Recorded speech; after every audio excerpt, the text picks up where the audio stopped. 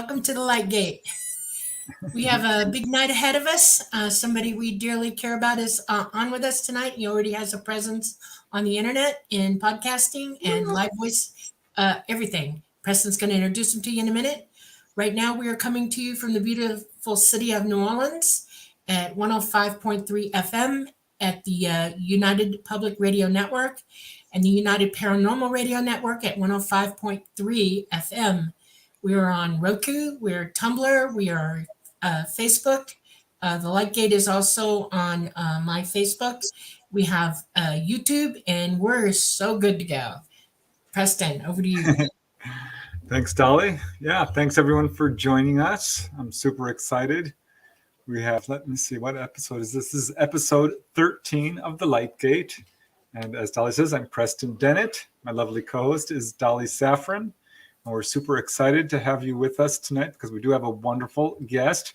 But let me just say a quick hi to some of you who have joined us today. I'm always excited to see you all here. And let's see, I see some definite familiar names. Foggy Notions podcast. Thanks so much. Yeah, here's to 1 million views. That could happen. You never know. Hi, Magnus. Nice to see you here. John Smith. Hello. Rad Peanut. Always nice to see you here. Oh, hi, Susan. Very glad you could join us tonight.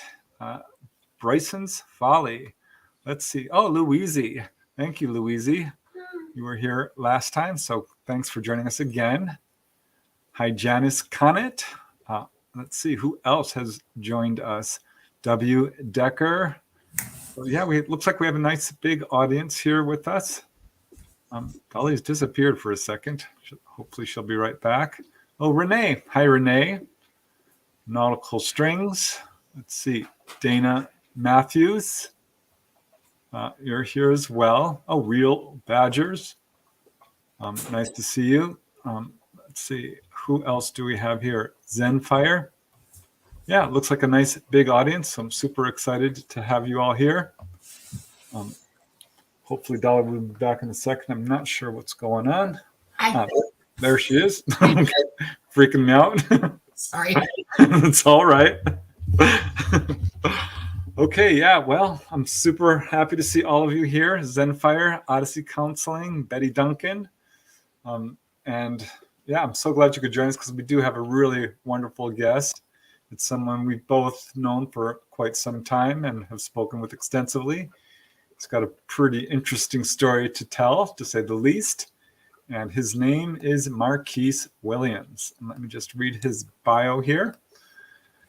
Marquise Williams is, of course, a UFO investigator, investigating a lot of different things, very much into philosophy as well. He's an experiencer, podcaster, radio host, and voice actor. His main interest and focus has been on the UFO, UAP phenomenon, non-human intelligences, and philosophy. I took a bunch of philosophy classes in college, so that should be fun to talk a little bit about. Marquise has been studying the phenomenon for 10 years and more recently has transitioned into researching and speaking about the phenomenon with other researchers as well. And you may recognize him. He is the weekend host of Dave Scott's hugely popular Spaced Out radio podcast. And Marquise is connecting with a lot of other researchers and experiencers. He has a lifetime of extraordinary UFO and alien experiences. He's been a guest on many podcasts, and in fact, was a recent panelist at Contact in the Desert. So his story is truly supernatural, and to this day, Marquise strives to figure out what ET wants with him. As he writes, and I quote, "I believe that humanity is experiencing true contact from this non-human intelligence, and through that contact, there seems to be a message. Through this work, I hope to discover and clarify what that message is, alongside others who are searching for the truth. Although the truth may be elusive, it will reveal itself to those who are open-minded with an honest intention to know it." I could not agree more. So this is going to be all kinds of fun. Let me just bring you in, Marquise. I know you can hear me in the green room. There you are.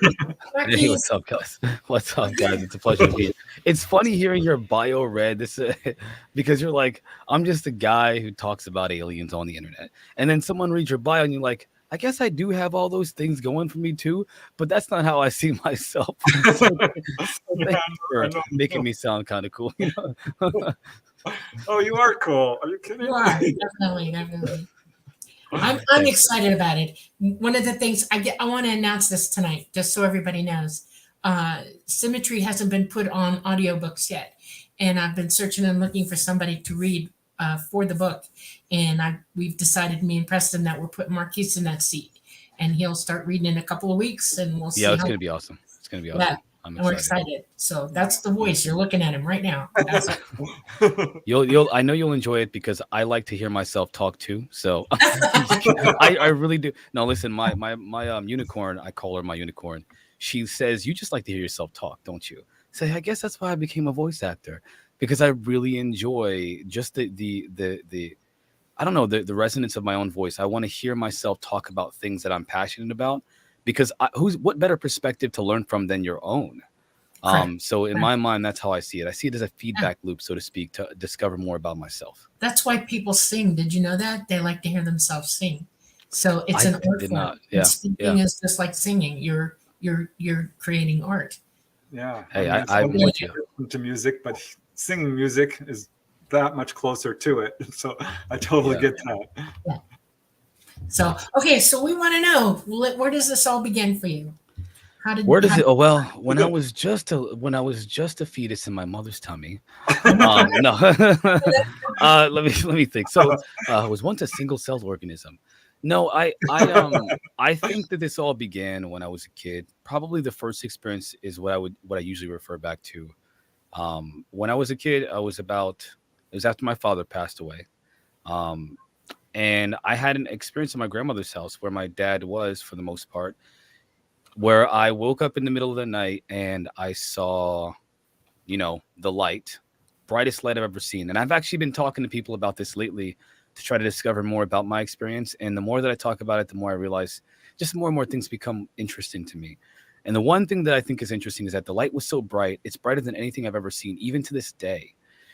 But yet, when I got up and walked to the curtains and peeled back the curtains, it was just a beam of light.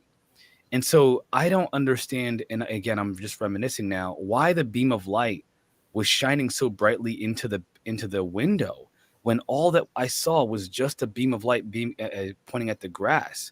So did they point the beam? Did they wake me up? Like, was the intention to wake me up, to get me to walk towards the window? I have no idea, but that's just what it was. And when I saw that beam of light, it was like a cone that went down into the grass. And I just thought to myself, wow, that's weird. And so I followed the cone to its source, and it was a disc, an actual flying saucer with the dome on top. And it was wobbling really slow like this above the trees, just above the trees. That's no, because that's what they do. They wobble.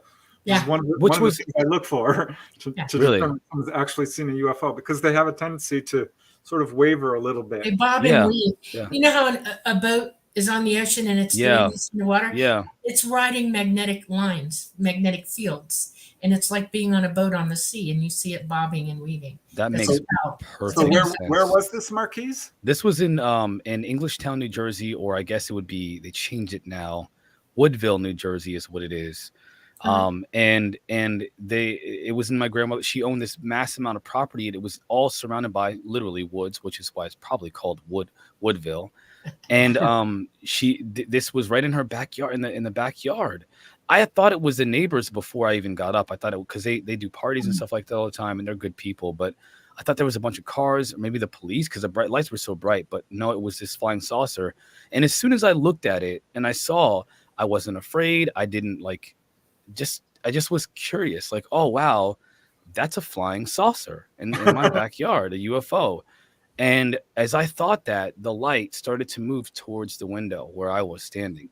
And as soon as it got up the wall and then it hit me. No pain, just like I knew it hit me. And then I blacked out. And then I opened my eyes in a moment.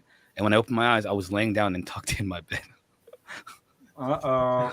So that's How old were you? I was anywhere, when I think back, I was anywhere between 11 and 13 years old. That's the range that I keep going by, because the dates are very difficult. When you're looking back at your memories, I'm thinking it was after my father passed, but that's around anywhere between 11 and 13 years old was when I was in New Jersey. So I'm still confused about the exact time, but anywhere from 11 to 13 years old is when I had that experience. That's the first one. Well, wait, but I have a few questions, if I may. Sure, yeah. Were you alone in your room? I was alone. Yep, I was alone. I used to sleep in the living room because my grandmother had this sectional that wrapped around the whole living room. And I thought that was so cool, because it's like, when you're a kid, like even as 11, 13-year-old kid, it's like you're sleeping on a giant bunk bed or a giant jumping place. Because I used to jump on the bed all the time. Don't tell my grandmother. But it was awesome. It pulled out into a bed, and then I had the bed and the other side of the sectional to lay on. It's massive. The whole freaking room is a bed. It was fun to me. So yeah, I was by myself in that second living room, where the window was the whole size of the wall, almost the entire size of the wall. It's a huge window. Wow. So how high up would you estimate this craft? I would say if I were to try to guess, maybe 30 feet. Because it wasn't any higher than the trees. It was the trees were barely, the tip of them were barely like visible beyond the craft. So it had to be right at the very top of the trees. So not too high. Not too high. Did you hear or feel any sort of a vibration in your ears? Not that I can remember, not at all. No. And I know somebody asked me before about colors. And this is, again, I only realized this having this conversation before when people asked me, there was almost like a blue tint to the area. And both times I had an abduction experience, there was a blue tint. Right. And I just thought it was ambient light, like a light's on and there's kind of an ambience of maybe a blue ambience, or ambiance. Yeah. But I don't know. That's the only thing that I can think of that I noticed that time. That time, no noises that I can remember, nothing, just a very silent, quiet hover, Well, the blue light is significant. I've heard it a million times. Blue light filling the room often is what people will describe, or a beam of light coming right through the wall even. Yeah, I don't know how that's possible. Yeah, that's weird. It's weird. Again, when you think about these experiences, you try to make sense of them without hypnosis. I don't want to do hypnosis. You can reveal little details if you're asked, and you think about it. But honestly, I don't want to relive, because the second time was terrifying. Oh no! I was terrified. Nothing happened. I just was scared. I still have a few more questions, and then sure. We'll move on, because so this happened, and you're thinking, okay, UFO, and I suppose at that point you hadn't really thought about this subject. No. So did you tell anyone? No. What happened? No way. I'm not gonna sound crazy. No way, man. They would say I was crazy. And so I just like, it's one of those things where I don't even know how to explain this. It's the only experience that I had that was so like that bizarre and fantastic that I just knew if I told someone, they'd think I was crazy. And so I just put it in the back of my mind like a repressed memory. And that's another thing that's weird. Why is that a response? Why would that be a response versus, oh my gosh, I just saw an alien spacecraft, or I just saw you. I don't know why I didn't. I just naturally just thought I probably should just keep this to myself, and then suppressed it. Yeah, society does that to us. It programs you for it long before you're even thinking about it. I have a question. After you have fully conscious memory of that, what did happen, right? Just to that point. Well, yeah, just to that point. Did it? If it faded for you, or you say repressed, what do you mean by repressed? Is it just something you quit thinking about? I just quit thinking about it. It's more like, I just no, I'll never forget. I've always remembered it. Always remember that whole scenario. So yeah, but it's very real. In other words, that's it's very real. It's one of the most vivid memories I have of my whole life. The only thing is that I always felt like I just shouldn't talk about it. I know this is going to sound also weird. It's almost like I had this intuitive knowing that this is just for me to know and no one else to know. This is just my experience. I don't know. I hear that a lot too. The craft itself, what did it look like? Any markings Right. on Yeah. it? It was great. This is a good question too. And nobody's asked me what does a craft look like other than the shape of it. It had a gray color, but like a whitish gray tint to it. And it was rugged. It wasn't like a beautiful polished craft. It was kind of rugged, so to speak. Like you could see that. Or something? I don't know how else to explain it. So like it wasn't perfect metal. Let's put it that way. But you could tell it was a metallic kind of craft. So like a silver, white, gray, or something like that. The whole thing was uniform. I didn't see any variation of color whatsoever. But it wasn't like a perfectly polished craft. So that's the only thing that like a dulled metal. Sometimes when they're coming in, the dulled is interesting to me because sometimes when they're coming in, they're in phase. And if they brought a light down to you, that means they were in phase. Okay. They're interdimensional at that point. They haven't fully jumped in with you. And you can see them through like a veil of something on it. And people describe it as a color or like you're saying, like it looks rugged. It's like you're not actually seeing the exact surface of it. Like overlaid with it. Is that I don't know about a haze, but like almost like it didn't like I didn't want to focus. I didn't care to focus on the craft. I cared to focus on the light. My whole attention was on that light.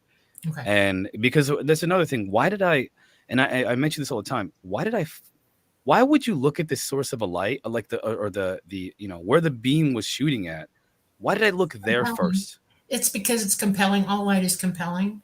And if it's a really bright light and if it has blue in it, it automatically draws your attention. If you study up on psychology and what grabs our attention as humans, what'll alert you to things, bright lights, blue, white lights, those are the first two that'll get your attention. I hear that all the time. People describe UFO lights and it entrances you. This is why I think we use blinking lights on police cars and paramedics and stuff because you will notice it. Yeah, I don't know. It was very consuming. Therapy was really young. Doctors would use a pin light that was very bright, and they would make you watch the light. I think that would be bad. I think that if I were to, for me, I feel like I have this feeling, I guess you can say, that I wouldn't be able to handle what happened. Oh, okay. That's kind of the feeling that I get. Like not that I would have a psychological breakdown, but that the experience the memory of whatever that was for me would be so terrifying. I wouldn't be able to mentally and emotionally handle it in the moment. And it would because even to this day, I don't have it as much anymore because I've been doing a lot of work on myself mentally and emotionally trying to, but I used to, for the longest time. And even again, up to this day, I do stay up at night sometimes because I'm afraid that I'll see them again because I've seen them before. I've seen them. At least one. All right. Well, I still have a couple of more questions.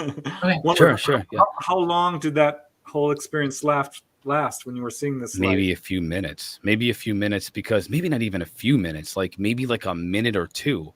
It was just it did feel slow, at least in terms of me. Like, again, why did I like walk over and like slowly peel the curtains aside and casually just look at the light? It may be a couple of minutes at most. And then as soon as it light, slowly moved towards me and it hit me, I just blacked out. I don't know. And when I got up, by the way, it was daylight. The sun was just coming up. So there was a lot of missing time. It was pitch black dark outside. It was nighttime. And then when I opened my eyes in that moment, just a blink of an eye, it's daytime. It's daytime. How did you physically feel in the morning? I didn't feel like anything. I just normal, like I would normally feel. Okay. Nothing special, nothing, nothing enhanced or anything. Just a regular, day to me. And did you ever dream about it, or have any unusual dreams, or anything shift at that point? I had a lot of apocalyptic dreams after that for some reason, but weird ones. Like I guess it was because I was a kid, but I had a dream that like the world was the world was terraformed by a cartoon invasion of these cartoon aliens that were terraforming the earth into these really bright colors. And if you think about like Candyland, that was essentially, there was like candy lava everywhere. And people would try to avoid touching this whatever this was, because it would change them into this is ridiculous. No, this is significant. it's just a dream, it's just a dream. But like I had dreams like that, like the world was ending, there would be like lights falling from the sky, and then I knew the world was ending, or like there'd be UFOs in the sky, just watching. They were just watching the world fall apart almost. It was like they were seeing these craft were literally just watching a cataclysm happen in real time. And I would have them over and over, just reoccurring dreams of the apocalypse. And a lot of the time, it was just these craft watching the world descend into chaos. Yeah, no, I think that's hugely significant because I do hear it a lot. This is a message people get often from childhood. And I'm kind of connecting it to myself right now because that was the age where I became obsessed with disasters, whether it was tidal waves or earthquakes or landslides or anything like that. Yeah, I was absolutely obsessed. And that was around the age I probably did have a missing time incident. Can't say for sure. Oh, man. But that's sucks not knowing. It sucks not Yeah. knowing. Yeah, but like you said, I think that's the cause of missing time. If we're not ready to process it, this is not supposed to be a part of our life, and we're just supposed to carry on and do whatever we're supposed to do. It's not going to come into our awareness until we're ready. I don't know when I'll be ready, but I'm working on it. I'm working on it, guys. I swear. Well, I still have a missing time incident from 1992. That. What happened? If you don't mind me asking, what happened with yours? Yeah, well, I was driving along. Let me see, 1992. That would make me 65, 75, about 27 years old. Yeah, and was just driving on my way home. I was neck deep in UFOs at the time in terms of studying them. Yeah. But this little ball of light came down, dropped in front of my car, right in front of the windshield, darted back and forth a few times, and off it went. And that's all. I completely forgot about it. Like you said, I mean, this wasn't something I even shelved. I did not remember it until a couple of months. And then I did remember seeing that, but I don't remember driving home. I should have turned around. Wow. My brother and sister-in-law were like 3 minutes away. I would have gone, oh my God, I saw a UFO. You're not going to believe it. Nope. So I don't know what happened. Well, I suspect I was taken on board. I suspect you were too. I think so. I think we both were. I think also there were more accounts that I don't remember at all. I'm almost certain there were a lot That's more. very likely. Yeah. If you're being contacted that young, you're a regular. So yeah. Regular. All right. I wish they'd tell me why. That'd be appreciated. That'd be well appreciated. Well, I have my guesses, but yeah, I'd love to hear what happened next. And yeah. Well, that was kind of what started my journey from there. I just kind of, I kind of began as a kid, just like looking into it, dabbling into TV shows and, stuff like that, documentaries. I read a ton of book. I used to live at the library. My family called me. They thought I was just weird because all I would do is just try to figure out what's going on, studying science, studying psychology, studying philosophy, studying the nature of reality, a little bit of physics. At that age, I didn't understand it, but I did when I got older. There was a lot of things that I wanted to know, what is the nature of reality now? Because this is like, there's nothing in my reality that tells me that that's also going on. But it's going on. And by the way, I'm not the only one, because there are so many people that have these accounts that I found out about through research at that age that are experiencing the same thing, and sometimes way more. And Dolly, far more explicit experiences than what I had. Right. So I knew there was something going on.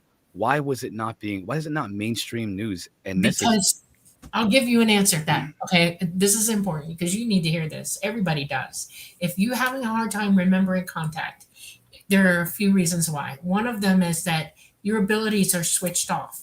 You're being pushed away from them. Our society is geared toward that. Fear is the number one reason you're having inability to use your abilities. The second one is the world that we live in has been very, very unforgiving about contactees. And if you talk about it, you're considered weird and odd. Yeah. We're also being threatened with violence constantly, wars, people beating each other up all the time, people hating each other all the time. These things affect us to the point that it shuts us in, so we can't go out of ourselves and pick up on what's really real. We're living in a very heavily constructed reality by the powers that be on this planet, and it's not pretty. And that's why. Yeah. That's I think why. you just answered Maggie Smith's question. Maggie Smith asked, and I wanted to, just because I thought this was interesting. If Yeah. you grew up where you could see the stars, how could you think that this is it? Because Exactly. Dolly just answered it. We're trained to just stay stuck in this paradigm that Exactly. limits our perceptions of reality. That's So right. that was a great explanation. Your timing was perfect for that explanation there. Yeah, well, it's totally true, and it's no coincidence because Yeah. the cover-up is real. Yeah. There's an enormous amount of time, money, and effort being put forth by, I'll call them the secret government, to make UFO witnesses look like liars, idiots. Oh, they don't have to. You think this is so interesting because you would think like, oh, if the government's hiding this stuff, well, how come we don't find out about it? Because all they need to do is make you look crazy among your peers, and you won't say a thing. Right. It's what's happening with the military personnel who are witnessing these things, and they won't talk about it because they just recently said, and this is a crazy admission. Bryce Sable just recently said that, oh my gosh, pilots were deleting evidence of witnessing UFOs because they didn't want to receive the backlash from their superiors. They would get a stain on their record, and they could lose their ability to fly again. Their whole life would go down the tubes. Yeah. I have a term for this. It's called mafia training, worldwide mafia training. Oh yeah, for sure. We don't tell, For sure. Yeah. Yeah, I interviewed a pilot once. He says, I asked him, "Can I use your name?" He says, "Yes." His name is Toshi Inoue. He says, "Please use my name. I want to come forward." And I think he, decided no more. I am not dealing with this. He's a hero. He's a hero. That's what I call a hero. The biggest reason everybody's confused. Okay, and this one's important to me to relay to you. We are lied to constantly. We lie to each other. We lie to ourselves. We become delusional. Our governments don't tell us the truth. Lying is the acceptable norm of communication on this planet. Yeah. Okay, and that is number 2 on the list. This can cut you off at the neck. It can de-evolve you in ways you can't even imagine. It's important that we all stop and think about what we're saying out loud and what we're thinking to ourselves, because reality is reality. You can't change it. It's always going to be in front of you. You just have to want to see it for what it really is, and people got to learn that. Preach, sister. It's true, man. I know. It's true. And we'll talk about your famous quote whenever, one of these days, but it's my one of these days. You want to die stupid, okay? It's my favorite quote. I still to this day have been using that so often. It's my favorite. I tell my kids that. I tell my unicorn that. Everybody knows now. If you die stupid, you got to pay for that. It's karmic. I'm telling you, it's karmic. It's karma. Yeah, that's so awesome. Face it, you get to the other side, the first person that greets you is, how come you didn't know what was going on? You all the signs, and you didn't even. It's like, oh my gosh. Yeah. And you have to work on it. I mean, you have to work on it. E.T. has a saying. My dad taught it to me, and I realized much older that he learned it from them as well. And here it is. You ready? Know all that is knowable, then proceed. Okay? Don't open your mouth. Don't say anything until you know you're talking from fact, from knowledge, from experience, that you're actually employing what you're doing. When you do that, you speak with authority. That's where true authority comes from. And truth is a type of authority if the person speaking that authority, truth, has the experience laid in and they're employing it. It's not hard to figure out how that works. And we live on a planet where there's not a lot of that going on right now. We need to do that. We need to all work at it every day. That's an awesome, that's amazing. By the way, your dad was an awesome person, clearly. I hear a lot about him from you, and he seems to be a really awesome guy. He was one of my heroes. He really was. Clearly. Yeah. He was one exceptional dude. My mom was pretty exceptional too.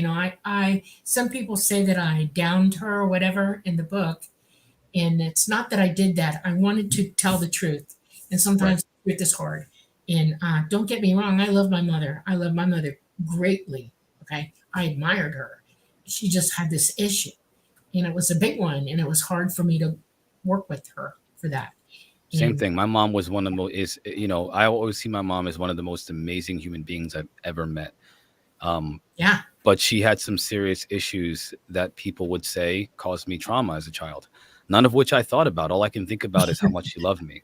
Right, That's exactly. all I can think about. So yeah. It's amazing. I think it's hard for a lot of parents to deal with the whole UFO issue too.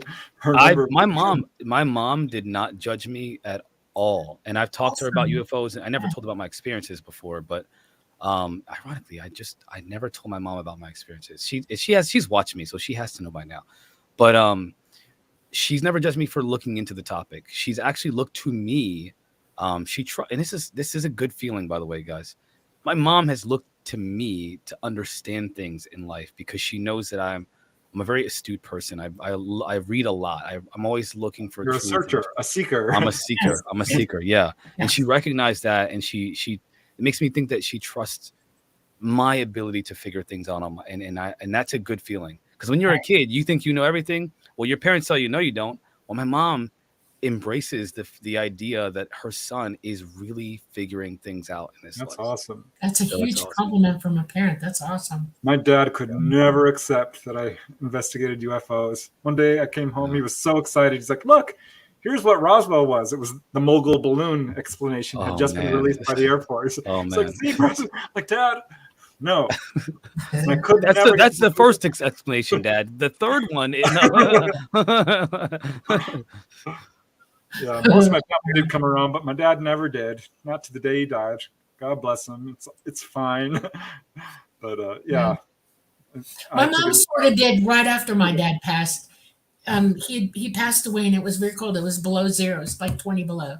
And the third day after he passed away, he told her before he died that he would make it known to her that he was on the other side and that he was going to be with her. And she even asked me, do you really believe all this stuff? And I'm like, yes, Mom, I do. I know it. Right.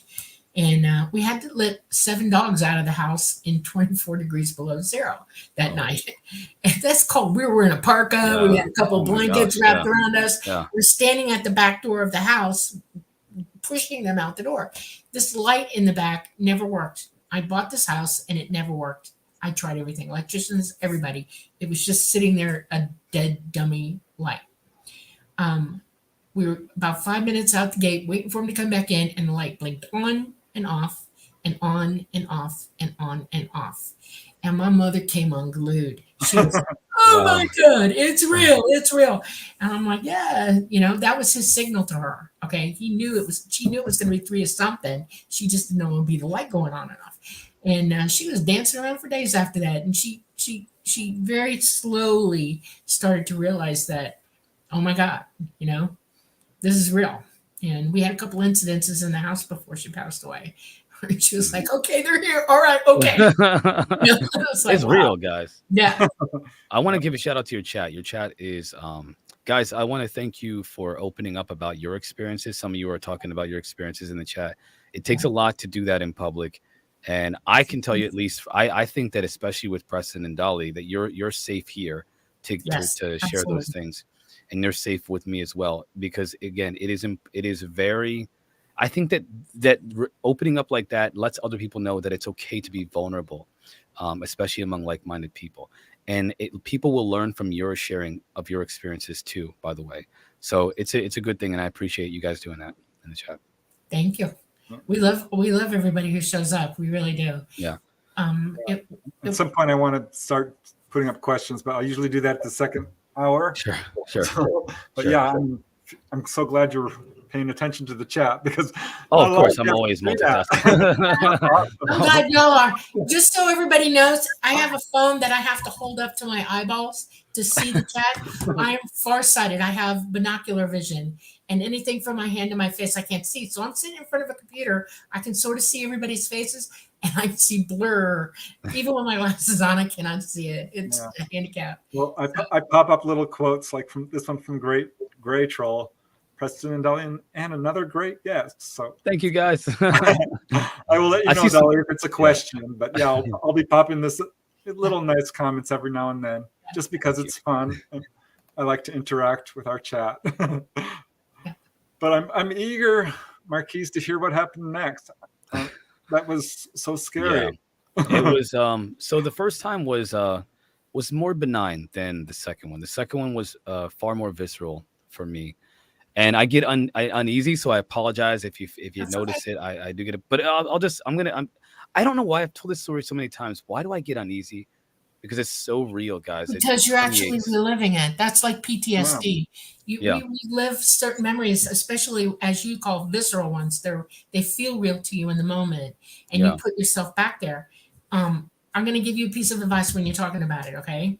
Yeah. Just remember, as you speak and you're saying it and you're looking at it, you're looking at a movie screen of the past. It can't Yeah. touch you. It can't harm you. It can't do anything to you except you watch, and that gives you a chance to pay more attention to the smaller clues in what you're saying and seeing in your mind. In other words, that's how I remembered everything. I literally sat down on the floor, closed my eyes, and just went into it. I relived the whole thing, and it popped. I popped and I woke up. And you could probably do that too. The only thing you don't know yet, and you need to figure this out, is that you're afraid of what you don't know. Yeah. And the easiest way to be unafraid is to put a light in it on it and to show every corner of it and realize that what you're witnessing is the past, and make up your mind at the end of the memory. Don't be afraid of it. Save that for the end of it. Okay? If it's necessary to be afraid at the end of it, be afraid. But if it's not, shine the light on it, relive it, and see what's really going on, because you're not a child anymore. You're an adult, and you have more knowledge, way more knowledge now than you did then. You understand things 1,000% more. So that's how you do it. Okay. I will take your insight into consideration. I will tell you though that, and you're aware that it's almost like you fall into your body in those experiences. Right. Exactly. I know. I did. Trust me, I did. Yeah. So, but I will tell you guys, the second one was far more, like I said, it was more intense. I was engaged in researching a little bit heavier. I was in my early 20s. I don't know how old you think I am, guys. I was in my early 20s, so about 10 years ago, and or more, who knows, and going through a very rough time in my life, staying at my cousin's house for the time. And they lived in an apartment with a 2-bedroom small apartment that had a kitchen, living room, and kitchen, dining room, and living room, like kind of back to back to back. Okay. And you can see through the whole house. So if you walk in the front door, you can see all the way through the living room, the dining room, and the kitchen to the back door. And the back door was a glass door, so you can see through that as well. So if you wanted to, you could see all the way out back to the backyard. Okay. There's a reason why I mentioned that specifically, because I remember the time about 11 o'clock at night. Okay. And I was laying down on the living room floor in front of the TV, which was kind of adjacent to the door. And I got this feeling like, oh my God, like they're coming. And it was an overwhelming terror. Like there's no fear that you can experience like this fear. I've told people before, if I were placed in the middle of the ocean on my own and they cut my arm off and I was bleeding to death, where sharks were surrounding me, I wouldn't be as afraid. I would embrace death. This was more terrifying than that, because I've thought about this. And I had that terror, and I just thought, oh my God, they're coming. I wasn't thinking about them. Why are they coming? And that thought will always resonate with me, because I don't know why I said that. Why did I think that? Why did I say that? Thank you so much, John. I appreciate you.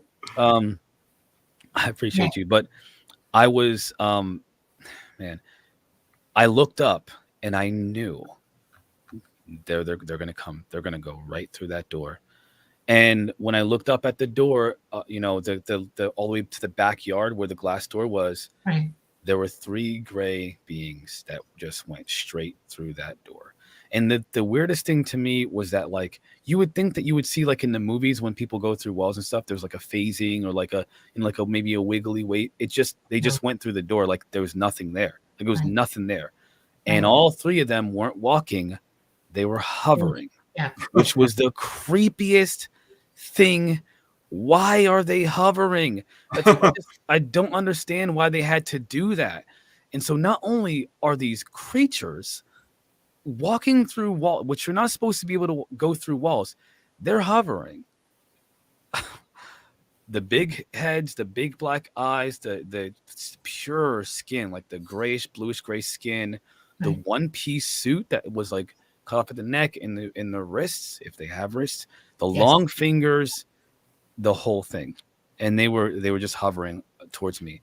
And I kept thinking to myself, like begging, please, like not now, not this time. I'm not ready. Like literally begging, like I was begging them to not do this. And as I was begging, futilely, they surrounded me. The three beings surrounded me as I was laying down, just an even smooth, like floating around me like this. And then when they got to their positions, I thought, I will not forget this time. And again, I only had one experience that I remember, yet here I am as if this has happened many times before. Yeah. Like Yeah, the it's thought of common. them brings, this is so It's weird. common. You're doing what everybody does. No kidding. I've done it. I've done it. Yeah. Whitley Strieber talked about this. Yeah. Because each time was a new terror because he had forgotten it so many times. Yeah. See, this Did is you why ever I wonder. mentally pick up any communication from them at all? That's Did you hear what's voices? coming next. Yeah. So when they surrounded me and they got into this position, like each position, my feet to the left and right side of me, I said, I'm not gonna forget this time. And I looked up at the clock, which was there's like a, how I don't know how to explain it, but like in the middle of a room that there's a connecting rooms that are open like that. There's like this curved, arched like walkway kind of thing. It's just open, but it's an arch. There's a clock hanging from that arched walkway or that arched, whatever. And it was 11 something at nighttime. Mhm. And I just thought, I'm not going to forget this time. And when I looked back at them, one of them was leaning forward in my face, like right here. Yeah. And all I could see, my whole vision Was was the big eyes, the face, the tiny little slit for lips, and no ears that I could see, just in my face. And in my mind, this is guys. I can't describe to you the level of fear. And in my head, calmly, don't worry, we won't hurt you. That's right. And then I blacked out. Yeah. And then when I opened my eyes in a moment, it was 3:30 in the morning. Yep. That's an average contact, 3.5 hours, 3 hours. It was bizarre, man. That was bizarre. So what did you do? I mean, at that point, I never talked about it until I met my fiance. Really? Yeah. Wow. Yeah. So I just decided that I don't know. It's what am I going to say? I'm going to ask you Who am I some gonna tell? questions. I want to know because you got the memory going on. In their eyes, when you looked into the dark eyes, could you see a pupil at all?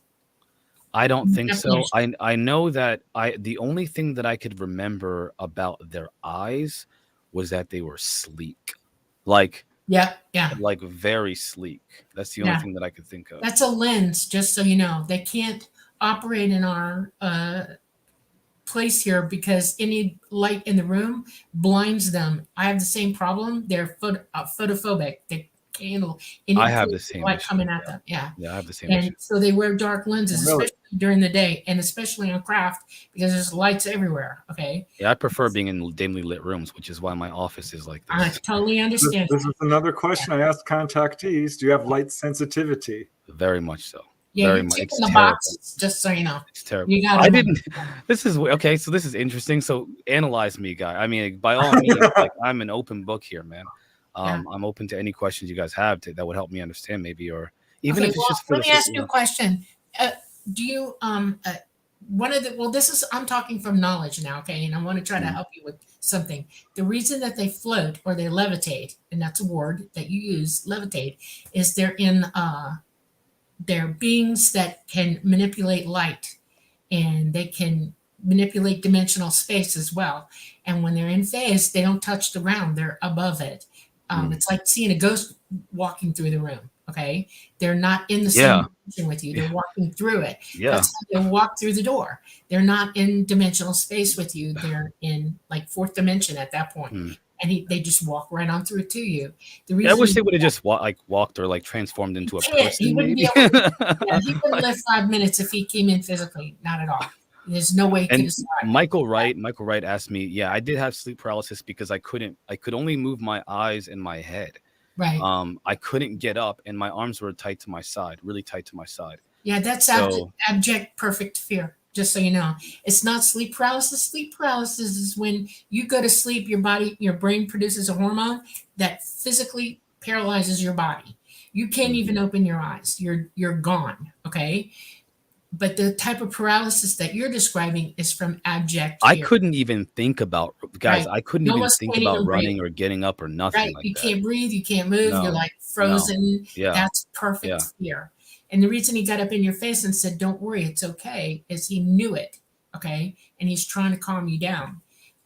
There was no mean to harm you. He just wanted you to be okay. Well, I don't know if it was a boy or like a male or female. It It's just was why a I very always say soft. he. I Yeah, attach he to yeah. everything. I was just to Yeah. be clear. I wanted to be clear. They're not Be really honest here. he's. They're kind of Yeah, that's yeah. an AI, Gray. What you meant. Well, You're just- Ricardo's question here is one I'm thinking about, because this was, did cause you a lot of fear, and yet they didn't actually do anything to you. So why do you I don't suppose there was remember anything. Yeah, a strong I don't fear know. reaction?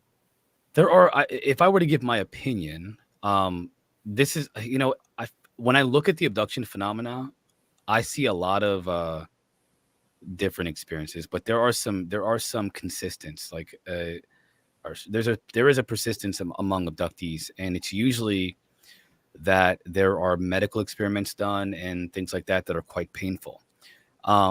I will say that for myself, I don't know if that's what happened to me, or if at any point that I may not remember an abduction experience that happened to me. But I think that the fear is, I honestly think it's just a natural effect of being around them. Well, I let feel me like ask there's a something personal about question. Do you like to be in control of yourself all the time? Dolly. Who doesn't? No, I got a problem. I got a problem. That's the problem with that. Forget I can, hear things. Yeah. Okay, that's why. That's why you're in fear. When you don't feel like you gave permission for this, I didn't. Yeah. your conscious mind, your physical mind is different from your consciousness. This is a computer, and you're indwelling your body to use this computer to move around. Yeah. Okay. The funny thing is, physical mind has to give permission in your estimation, not your consciousness. They're in contact with your consciousness and your physical mind at the same time. But if your physical mind isn't ready for it, or you've locked them out and you're in that much control over yourself, you people don't realize this, and I'm giving you a big heads up. If you ever have an ET contact ever again, for any reason whatsoever, I'd prefer not to. Okay, tell them that. Tell them we're done, no more. And they It's a lack of control. I think that most people have told me that what they really have a hard time with. They don't, I heard some people in the chat saying, "Oh, I would love to have that." Listen, I am 35 years old, all right? Yeah. And as a 35-year-old adult male, I still sometimes I have this, like, if they, like, there are nights where I stay up because I'm gonna face them. If they ever come back, I'm gonna face you. You're not gonna do this to me again. Where I'm not aware, not again. And so that is my mindset, where I'll stay up till 4 or 5 o'clock in the morning till the sun comes up, because I refuse. That explains a lot, Terry. Yeah, a lot of people do. I know adults who sleep with night lights. I do. Listen. I'm just saying, guys. Sometimes I'll sleep in my office with the door. I get what you're gonna do. A lock. They can walk through the wall. I'm just gonna face them. They're not gonna get me without me facing them. That's kind of just how I feel. Like, I'm gonna look at them, and you're gonna. Okay, now let me ask you a question. When you say that to them, and they say, "All right, let's have a conversation for 5 minutes," will you say yes? I don't want to face them. Okay, then be very firm and say absolutely not. Go away. I don't want anything to do with it. I mean, I would prefer that whatever, and I have a perspective, Dolly. You're always trying to educate me and challenge my perspective, which I appreciate, by the way. I don't want to be in an echo chamber. I tell my audience this all the time. I want people to tell me I'm wrong, because that's how we grow and we learn. And if you're stuck in your own head, and I'm one person with my own experiences and my own learning, there are people that have learned a completely different field that I know nothing about. It takes someone to challenge you from another perspective. Yeah. So Well, I appreciate the that. opportunity to verify or deny it too. That's the process. Yeah. Linus Sutherland has a kind of interesting question. When these ETs came in, and you say they're hovering, how far off the ground were they? Well, if I were to guess, I would say they were about 2 to 3 feet off the ground, which is pretty freaking high if you think about it. It was just like unnecessarily, like, why are you floating that high? Why are you? I honestly feel like the purpose was to put me in a state of mind where I would be most vulnerable, and something that shatters your idea of what's possible, what reality is, like that would throw me off completely. You don't know what to do in those. What are you gonna? If a lion comes in the room, what are you gonna do? Run. You know you're gonna have to run. You gotta hide. You've already imagined, like, okay, if I fight a bear right now, this is what are you going to do when these creatures that you hear are from outer space and have all this technology come into your room and walk through walls and hover off the ground? What are you going to do? Does anybody have a battle plan for that? Because I don't have an idea. And I think that's the point. The point is to like shatter your defenses so you don't have a response to what's happening to you. Well, it's kind of a triple whammy. It's one thing to deal with creatures that you've never seen before, and then they're moving through the wall. That's kind of different. What am I floating? Okay, there's a lot going on here. Yeah, Did you have any paranormal experiences growing up? Where do you have psychic moments and things like that, or telekinesis or anything like that? Okay, well, before we get into that, Silent Listen has a question about this experience. Everybody asked me about smells. Did you smell any odd odors in your dark bedroom before the experiences? No, I don't remember anything. The only thing that I can remember is there were a couple of times afterwards that I've wondered if I had missing time, but I was too late at night. Maybe I was just tired. I can't put anything to it. That I smelled sulfur. Like that's the only thing that, like a couple of times throughout my adult life where I smelled sulfur during one of those experiences where I experienced a fear and terror, but I don't know what it was from. I don't have any kind of like, oh, I saw light. There was nothing. I just smelled sulfur. I thought I went to sleep because when I lay down and then, it was a regular night for me. I'd say like one or two times. Sulfur by rotten eggs, right? Yeah. Yeah. It was strong. It was really strong too. So that's the only thing. But again, those are experiences I got no real context to what happened around that experience. So. All right. Okay, and how old were you for the second one? The second one, I was 23 or 24 years old because that's about the time that I went through the bad period of my life. Okay. Now, when did you... Robert is asking, let me see. Let me pull this up. All right. What year was the first and the second event? Oh, my gosh. I'd have to calculate that. I mean, I would say maybe 2005 was the first event. Anyway, 2003 to 2005 was the first event. And the second event would be about 10 years from today. Well, 12 years from today. So it's 2023. So 2011. I mean, that's the only thing that's about. I'm guesstimating here right now. If you guys can see my in real time here, I'm not sure, but I was 23, 24 the second time. I was 11 to 13 the first time. So and I'm 35 now. And that's what math I'm working off of. All right. So well, I'm interested to hear about the paranormal stuff too, because that comes hand in hand. Yeah, the paranormal stuff was is much more difficult because, well, there's a lot of stuff, but the most notable ones that I can tell you about are when I was at my grandmother's house in New Jersey around the time that I had that experience.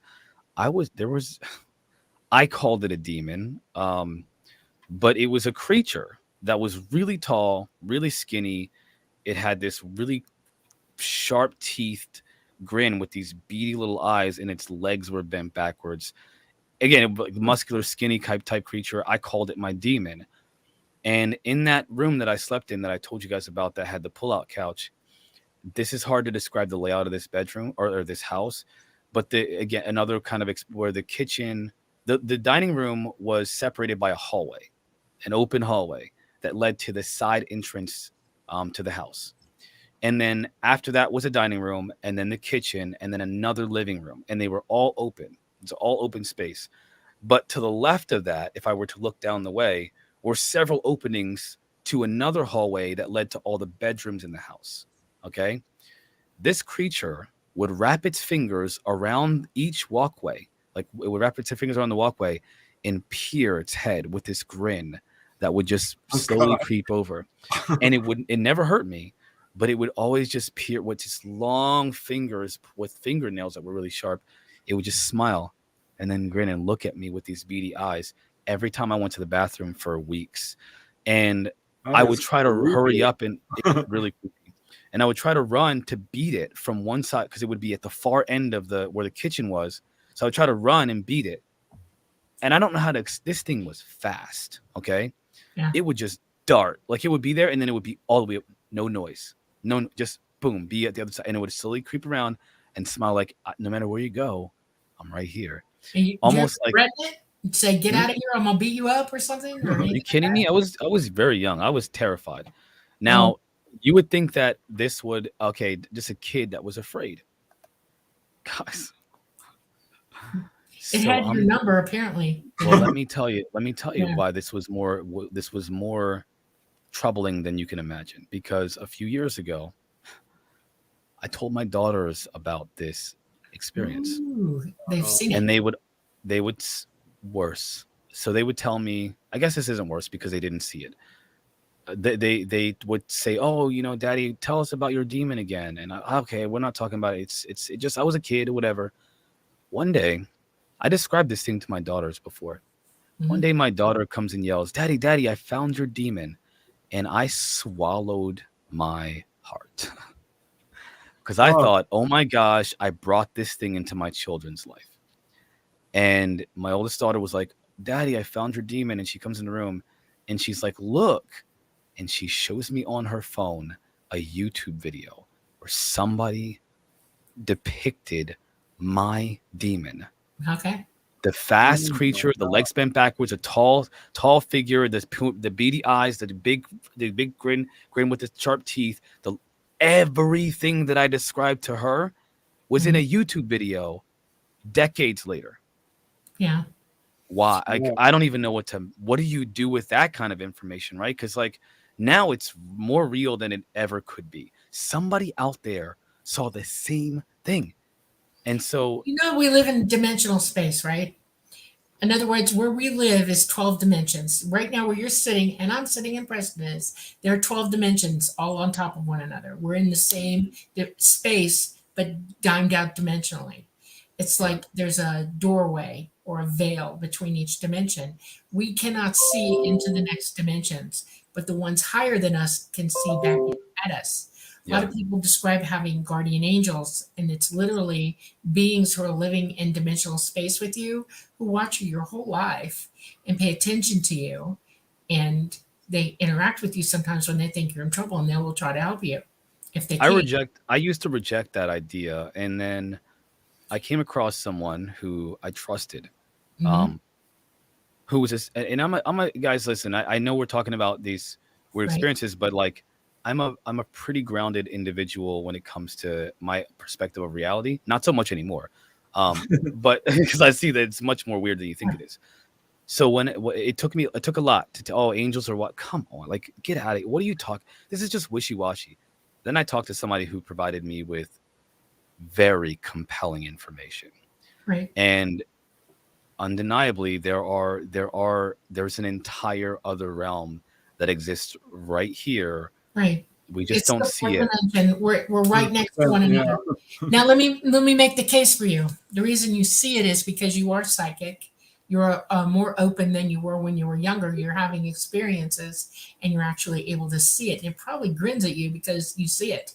Okay, it's like It didn't hurt me either. It didn't hurt me, by the way. Of course not. They won't. They can't. They physically cannot harm you at all. Well, this is something all contactees go through, because once your contactee, it opens your psychic abilities and you start seeing shadow people, having out of body experiences, precognition, mediumship. That's another thing. I don't know if people can talk again, guys. I just want you to hear me out here, okay? I was in the corporate world. I was a multi-unit manager. I was in business. I was a salesperson. I was the guy that had it all under control. Dolly, you probably can see it before I ever said anything. And so, because Dolly, she pegged me from the first conversation, and it's bizarre when somebody does that because it's almost like they have insight into you and you never told them. So I was that guy.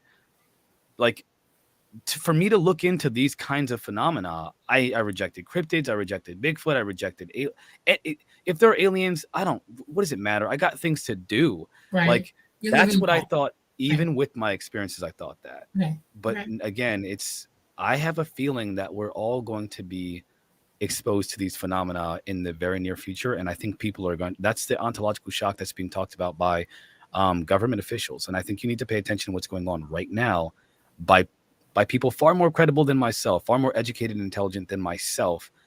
And again, I believe you should probably be looking into that stuff. Right. For Yeah. We have our magnetosphere is going down, and it's letting in a lot more energy than we're used to. And people are waking up. This is a time where people would be waking up. Whenever there's a calamity or catastrophe coming, people intuitively pick up on it, and they start developing rapidly, sort of offset what's going on to prepare. Lots of people are sleeping every night and knowing something's coming. They're just not quite sure what it is. And yes, your abilities wake up, and then you start seeing things that are actually here with us in this dimensional space, and you're going, oh my God, what is this? And it's gonna get a little hairy scary for some people, because some people, what you're looking at, it could put you off a little bit, you know. I'm ready because you know, I feel like I am at a point, Dolly, where even with the fear, I'm ready to face, because what are we gonna do, guys? What are you gonna do? You have to face it. Right. You're not gonna be able. Much more healthy. We didn't come here to have it easy at all. We came here to learn and experience things, good, bad, or indifferent. And we all will leave here. That's a fact. Okay, one way or the other. Everybody. And once you face that about yourself and about what's going on around you, you learn to gauge your responses to things. You learn to perceive them a little bit more emotionally, maturely, you know, count to 10, you take a deep breath, you go, okay. Courage, have courage. You have to be courageous. Yeah. You have to guys, we have to take a quick station break here. Okay. So hold on for 1 second. I just want to let everyone know you're listening to The Light Gate. I'm your host, Preston Dennett. My lovely co-host is I do that all the time. Dolly Saffron. And our guest today is the wonderful Marquise Williams, and we are streaming live on the United Paranormal Radio Network, 107.7 from the beautiful city of New Orleans. Also the UFO Paranormal Radio Network at 105.3.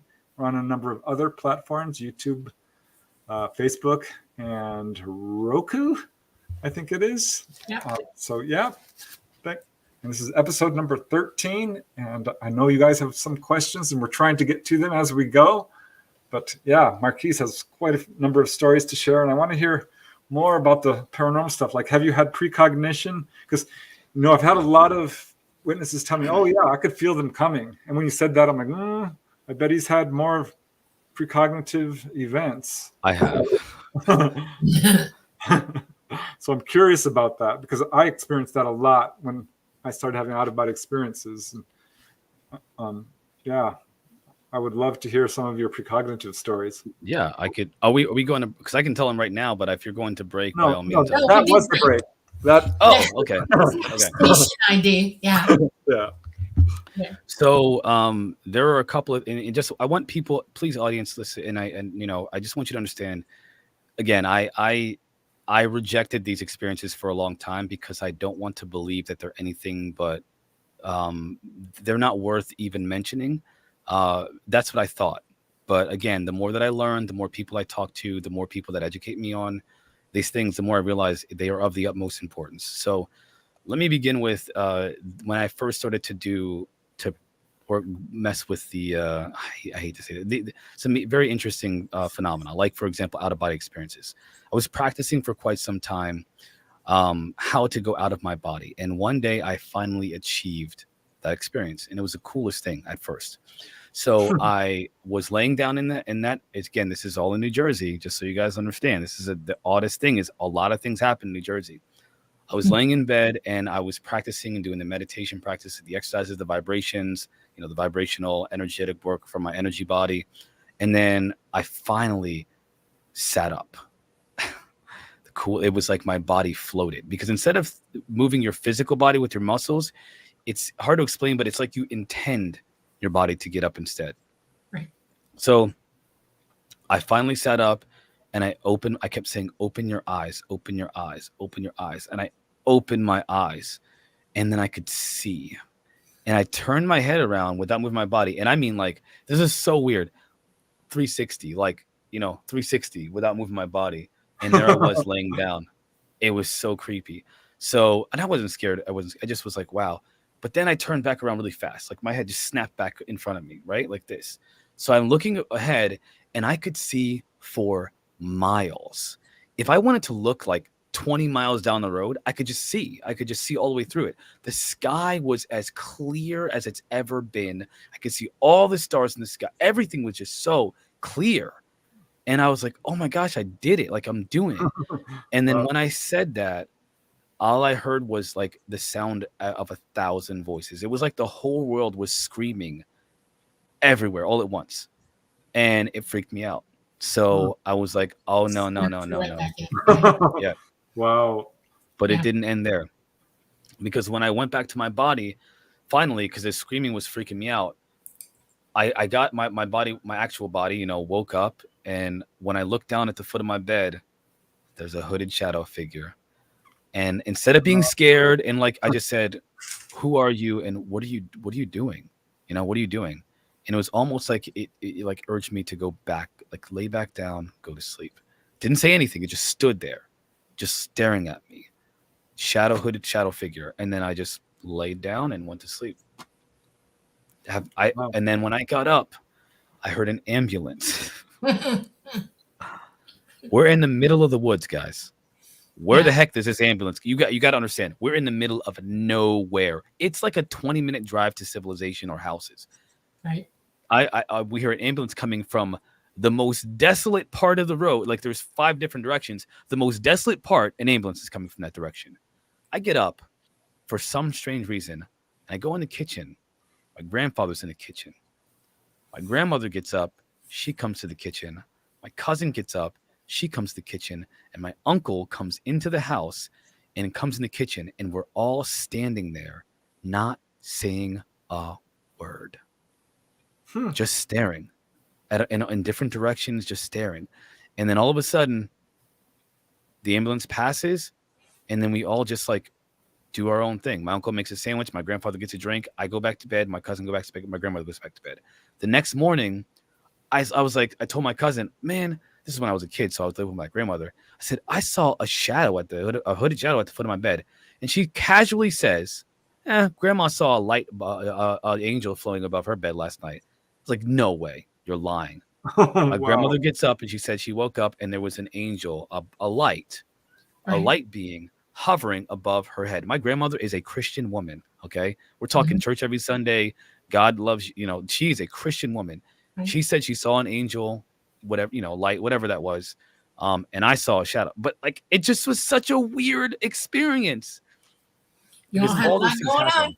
Yeah. Well, you how do I put it? You amp things up every time you practice being psychic or doing out of body. Anything that's, psychic, you using your consciousness at all. Yeah. It amps the air up. It amps all the, everything, the magnetic resonance of the house. It all goes up. And it's not just you're affecting everybody else in the house.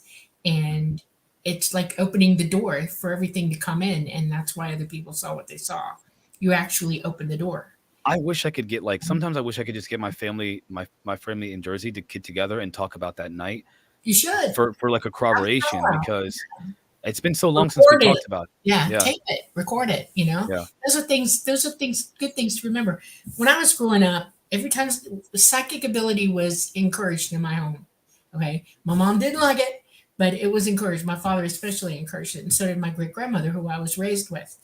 And when something happened, we would all sit down and talk it through. What did you see? What happened? What are we doing? And then we would practice talking to one another psychically. My mom could call my dad before he was miles and miles and miles away. And she'd tell him, don't forget this. And he'd come home and say, look, I remembered for you. Things like that. Just weird things. We practiced communicating psychically with one another. It was an encouraging thing. And I wish more people would think to even try it. Because you've got young kids in your house, right? Yeah. They're psychic little beings right now. You haven't discouraged them, right? No, I teach them techniques to try to be more practice intuitive. With them. I love the psychic stuff. Yeah. Okay. Everybody. I want to put up another question. This one is a good one. This is from Robert Allen Yaffe. And I like this question because this is a pattern I've noticed. I interviewed a guy who had a major UFO encounter. I said, anything going on that was major before that? And he's like, I was having this huge breakup with my girlfriend. Another lady I interviewed, So Geneva, funny. was having a So funny. real low point in her life That's so when funny. she went out and had this major These are encounter. the moments that make So- me feel like this is more. It makes everything more real for me because like So yeah, so Robert Allen, he Yeah. asked me the question is, did you have significant events preceding these encounters?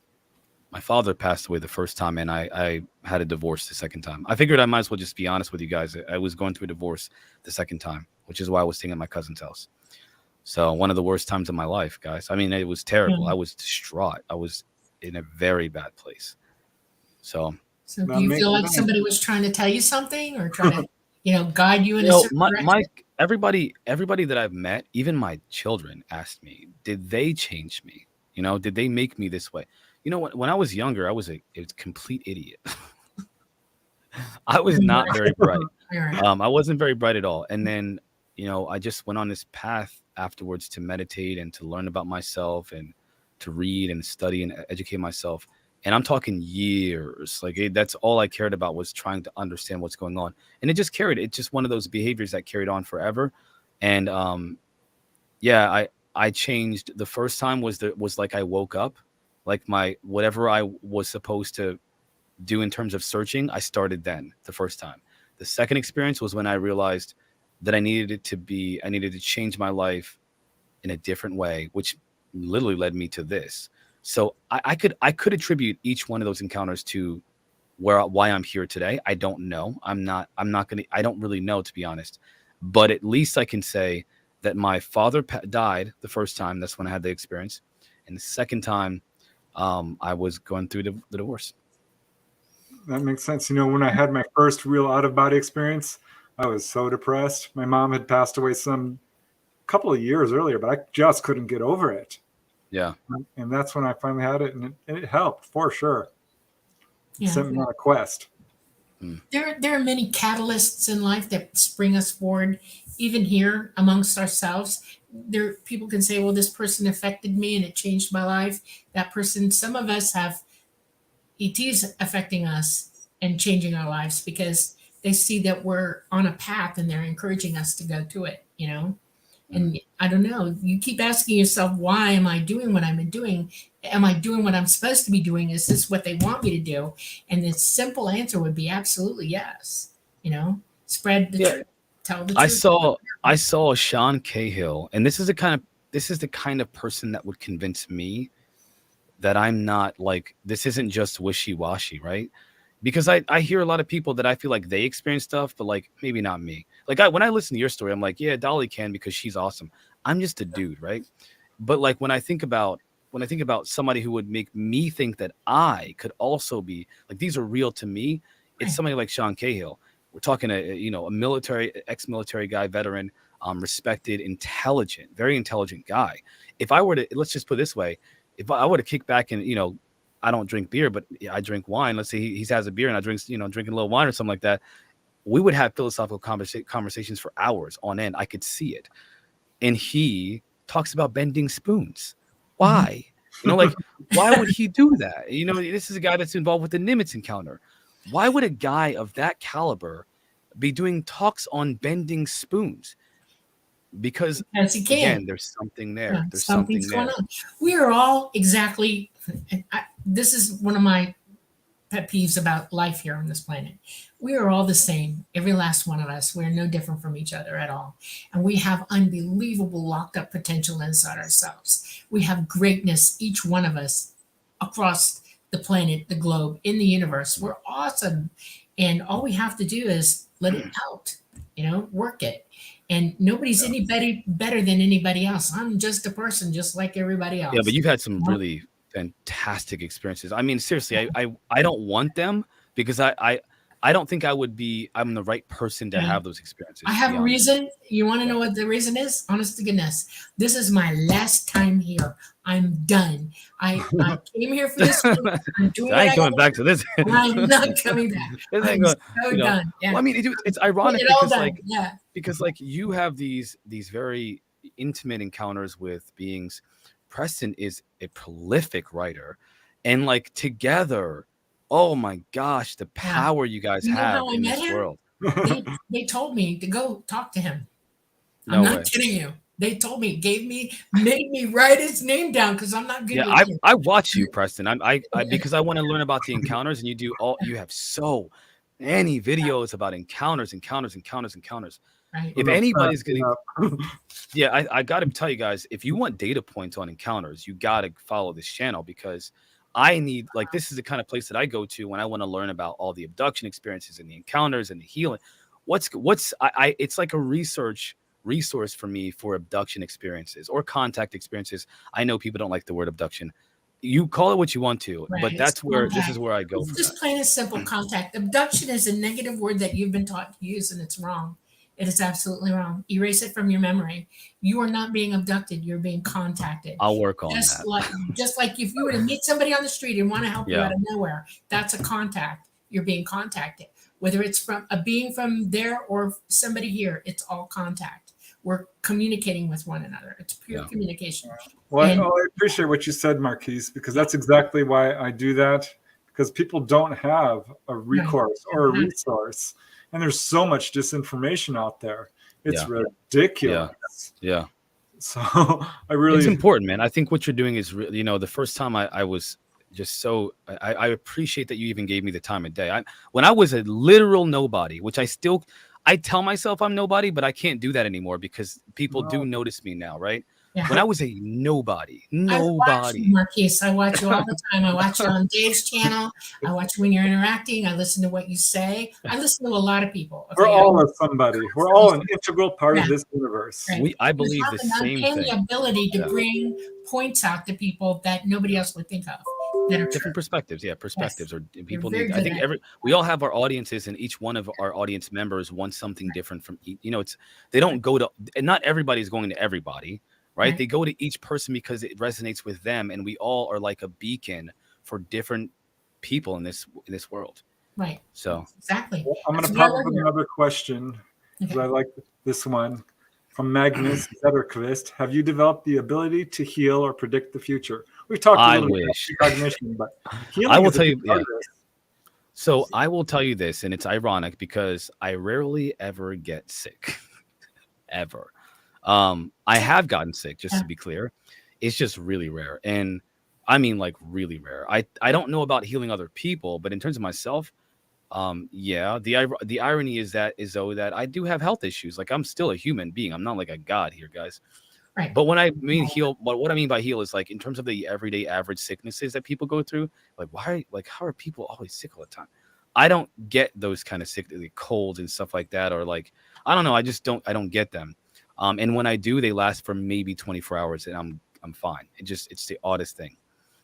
I will say this: when it comes to the precognition or the clairvoyance, if you will, which kind of encapsulates, it umbrellas a lot of different phenomena with those psychic abilities. I used to be able to, and I guess there's a remnant of it in my conscious experience. I used to be able to dream about people, and I would think about someone before I went to bed, or if I wanted to know something about someone, I would dream about them, and it would be like a story would unfold that would answer my question about that person, and it was never wrong. It just So turned out, cool. and I would try to tell people about certain things, and especially at first, it was like, oh, I got to tell them. And they would be so angry because first of all, I'm not supposed to know that stuff. And secondly, who am I to tell them about themselves? And it's not like, oh, you need to be a better person. No, just like, listen, I've been thinking about you. And I think, is there something that is going on? You want to talk to me about? If you want to talk, I'm here. They would talk. And then I would give them what my dream would kind of the information that they would give me. And that's where it went wrong, where people would reject what I had to say, because they weren't ready to hear it. And again, I'm not talking about like telling people how to live their life. That's not what I'm talking about. It's like telling them about something they need to be aware of, something that they're having a problem with. I don't know. And I would have insight into their problems. This is going to sound stupid. I'm going to sound like an a-hole right now. Because think about it. Like, oh, you know what's going on. No, I would dream about them, or I would dream about whether or not somebody was safe to be around.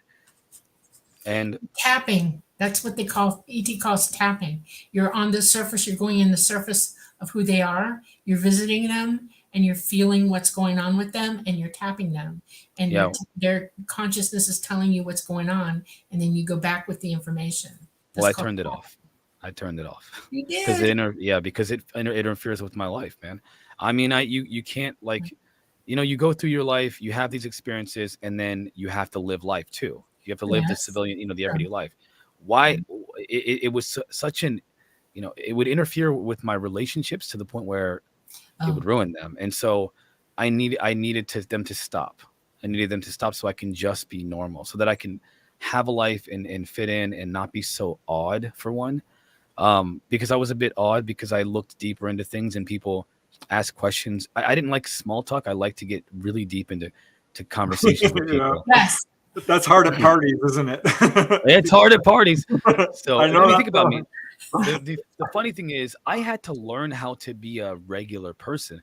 Now it's like people say, "Oh man, you're so easy to talk to. I love being around you. You're so much fun." It's like, that's not who I really am. Who I really am is the guy that gets you to tell me about your whole life Right. problems and your experiences, and who are you? What do you think you are? What do you think about the universe? What do you think about God? Like, do you believe in life? That's the kind, and I don't mean those exact questions, but those are the kinds of directions that my conversations go in naturally. And so Contact you I just love that. that's number one. I grew up with the same problem. I had a really hard time with friends and being in public and stuff because but people don't like that. People don't like that because it's the same reason why I turned it off, or the same reasons why people didn't like it, because they have to live their life and these questions divert them from living their normal, civilian life. I should say, I'll tell you where I learned it from. I learned it from AT. My contact with them, being with them all the time, taught me to think that way. Literally taught me to think that way from a very early age. So I don't have conscious recollection, so I don't know how I got that. I don't know what's going on with that. Well, that brings up this question from Jay Yarbrough Music. Marquise, why don't you want to do hypnosis? Because I heard about what happened to Whitley Strieber. I heard about what happened to Terry Lovelace. I heard about what happened to the thousands of abductees throughout the last 100 or so years. And I'm not interested in if those experiences happen to me, in recalling them.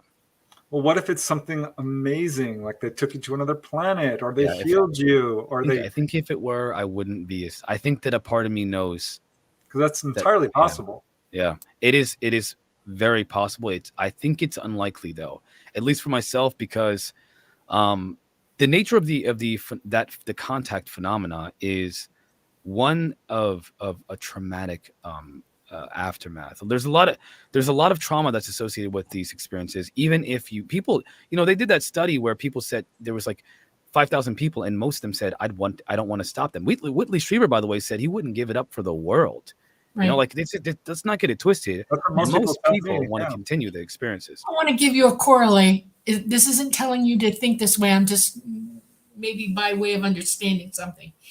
As a nurse, I deal with patients all the time, and I have people that come in there and know nothing about medicine, nothing about medical treatment, and they're injured badly. They're in a lot of pain. They're scared to death, and we have to do things to them to save their lives. And it doesn't matter what we say to them, they're in that state of mind, and short of knocking them out, it's an ongoing saga to get cooperation from them so that we can help them. And I mean, I've been bit, kicked, stabbed, and then afterwards, nurses will try to work with the patient to make them understand. They'll tell them every little detail. They'll explain why we're doing this. Da da da da da. Some people totally reject it, and then some people go, "Oh, I didn't know that," and they become completely calm. They start to not enjoy the experience, but at least they're okay because they know it's going to help them and heal them. Okay. I will not bring negativity. Yeah. I will not bring negativity to your channel. Off the record, we'll talk about that sometime, and I'll explain to you what my position is and why. Because you always challenge me, and that's why I appreciate. Again, Dolly, I we'll talk about that some other time. But I will say that my perspective is painted by different strokes. Okay. Well, this is one of the big controversies and the real sensitive issues, because people do feel a sense of violation. They feel a complete loss of control. This is not something they asked for, at least not consciously, and that's what matters. I mean, there's a lot going on here, and it absolutely does cause trauma. Yeah, I mean, There's no doubt about I've it. read John Keel's books, man. I've read John Keel's books. I've read David Jacobs' books. I've read, even if you read Richard Dolan's book, Speculative Analysis on the Alien Agenda, there's a lot more going on than just one thing. And Right. I can say that for myself, I personally prefer to be cognizant of a potential problem with some of these beings. And Okay. that's kind of how I feel. I do think that there are some, obviously, that are good and that want to help us, obviously. But I am keenly aware of another, at least group of them that is not here to help us. Not to kill us all and eat our, drink our blood. Just because if they did want to do that, right? We've been here for quite some time on it, right? Yeah. No, I get a different impression. I think that there is a uniqueness to us, regardless of what people say, that we're not that special. Well, they wouldn't be interacting with us if we weren't. And so there's an issue on this planet that you might not be very well aware of, and we'll talk about that too. I'll give you a heads up to it. It's the people that are on this planet have been working for years to make you believe and say just exactly what you did, and they will use mind control. They will use drugs. They will use anything to turn you if they think you're a contactee, and that might be what your problem is. There's no doubt evil forces on this planet. Yeah, I can tell you what. If ET, I think that there is an intelligence that has the power to walk through walls, Right. control my cognitive environment, manipulate my perceptions, wipe my memory, control, and also give me any kind of experience that it wants to, as well as change my genetics potentially and my biology and these beings can outperform all of our military equipment, and they don't even do anything. They just show us they're just better, right? They don't have to attack. And I think that if they wanted to, they would make themselves known tomorrow, but they don't. And you have to, and for myself, I have to ask myself this question: when 800 million people are suffering from hunger, insecurity, when 2 billion people are suffering from economic depression, and I mean in terms of whether it be starvation to not having electricity in extreme climate areas and the likes, I feel like if there is a being that can change this, you talk about energy, right? There is a technology that operates off of what people call 0-point energy. I'm not sold on that necessarily, but whatever it is, they can produce the amount of energy that's produced from a nuclear power plant in a small 30-foot space without any exhaust, no heat signature, nothing, producing no chemical waste, no effect on the environment. They're not tearing a hole through our atmosphere by producing 500 Gs. They've got something that could revolutionize society, civilization forever. And let me ask you a question, and I'm going to put it to you because I hear what you're saying. You ready for this? I'm ready. Absolutely, point blank. Put yourself on the other side. You have children living on a planet that you planted there, and you expect them to evolve and reach up to you so that you can gift them with these things. Yeah. And what you see is what we're living now. As a group together, we cause these problems. We are the authors of our existence here. And now here they are, knowing that if they were to hand any of this to us, we're not mature. We have no reason to be able to handle it without using violence or turning it into something bleak and bad. And until we change ourselves, until we grow up, until we mature, until we understand that peace and love and giving and holding and cherishing and everything else and seeing each other as helping each other, are not going to help us, not 1 second. And I have the ability to know this because this is what they taught me.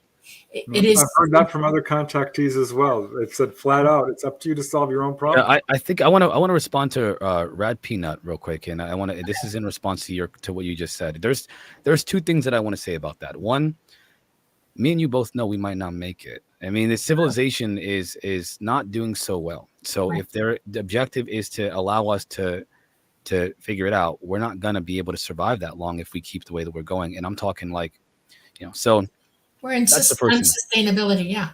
Right. And the second thing is to that's what if we never change. Red Peanut, there is a clear effort to make sure that we never change, whether it be by humans or otherwise. Right. Someone doesn't want us to change, and they are Right. using some very interesting methods to make sure that They're doesn't happen. They're absolutely here. They want Yeah, control. and- Here we yeah. go with that control, ego being very large. You're Yeah. going to live and die on this planet.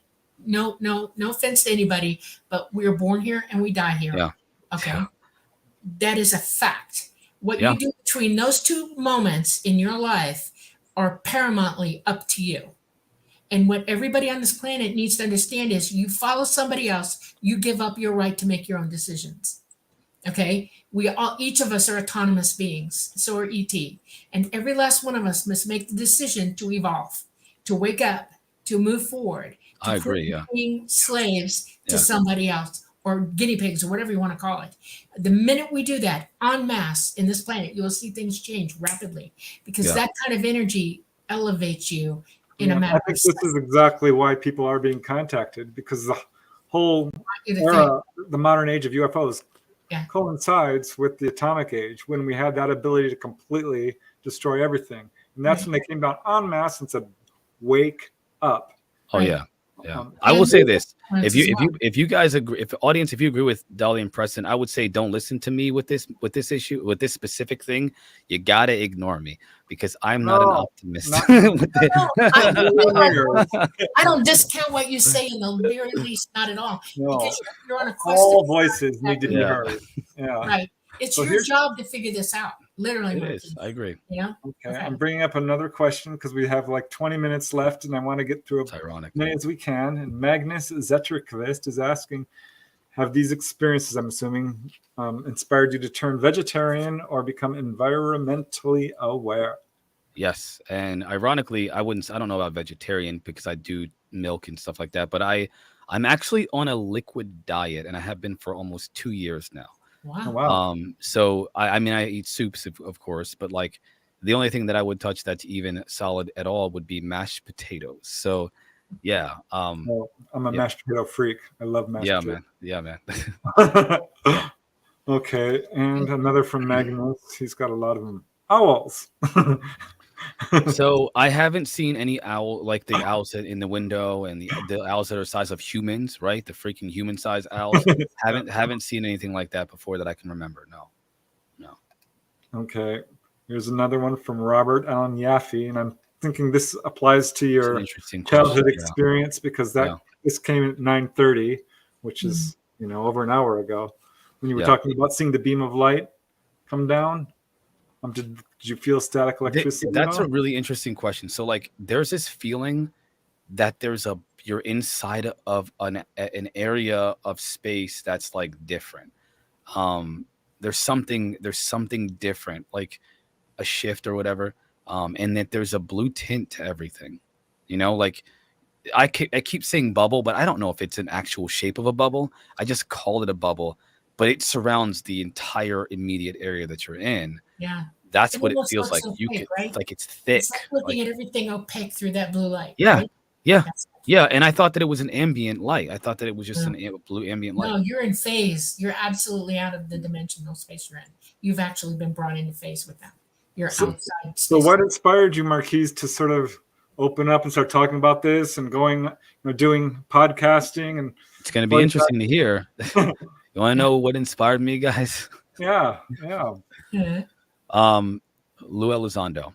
cool. When I saw a guy of that caliber, again, I speaking from a position of a veteran, right? When I see a guy like that who has the credentials and the intelligence and the way that he talks about the phenomena, and also humanity, where he has this hope for humanity being able to handle the truth. He has this hope that we will see it for what it is versus taking one perspective. Versus, he actually says, Elizondo gave this idea that the Pentagon thinks they're demons. Some people in the Pentagon think they're demons, or the DOD or whatever. But like that's just an old paradigm. That's a religious paradigm that they hold. We don't know what it is. And then he gives a scientific alternative to it. This could be something from another dimension. It could be beings from, it could be, but extraterrestrial, that's not the only, there's something much more dramatic, or I should say more exotic going on here. And to think a little bit wider or broader about the phenomena. But that's what got my attention. Explaining what these craft are doing, giving a name to the phenomena that we see in the skies and characteristics of their flight patterns. That's the kind of thing that I want, that I can use in a conversation. And so I knew, okay, there's information I can use to talk about what I know is going on now. And then there was I learned about, from him to Christopher Mellon. It's like, holy guys, Christopher Mellon, are you kidding me? We're not talking about like some kook out there who, by the way, might be telling the truth. By the way, if you see a crazy person who's like, the aliens, I've seen them, they might be telling the truth. They're just crazy. Like, they're also crazy. So it's not that they're not credible. It's just you can't use that as a reason to say there's something else in our reality. That's what did it for me. Yeah. And then seeing that there was legislation coming through, seeing the DOD's assessment on UAP, that was it. I knew it was time.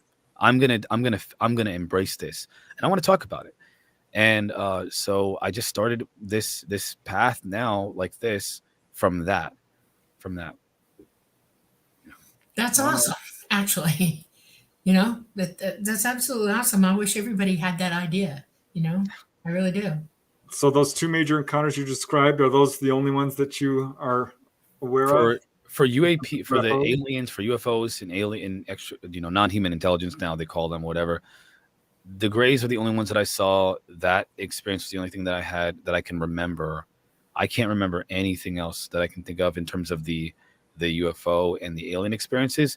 When it comes to the paranormal stuff, there are plenty, but when it comes to the most notable ones that I have vivid recollection of, the ones that I told you about are the most vivid ones. And then the clairvoyance, if you will, to kind of blanket over psychic phenomena, the dreaming was the only other thing. You get feelings, but everybody gets feelings, but I have a very good sense of certain things about people, people. Right.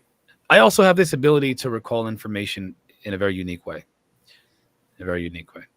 How so? So You're talking to somebody with the same problem. Go ahead. So there's a technique that I use for mostly for reading, but also for information. I got it from a guy named Paul Sheely and another guy named Win Wenger. They're both accelerated learning specialists who teach people techniques to adults, techniques to help them relearn how to learn through hypnosis and meditations and things like that. And I use their technique where they take a book. I don't have Michael Masters' book over here, but I'll take a book, they turn it upside down and backwards. And then you look at the book and you try to see both pages. And the focal point that you use is a way to bypass the conscious mind's desire to want to read every single word.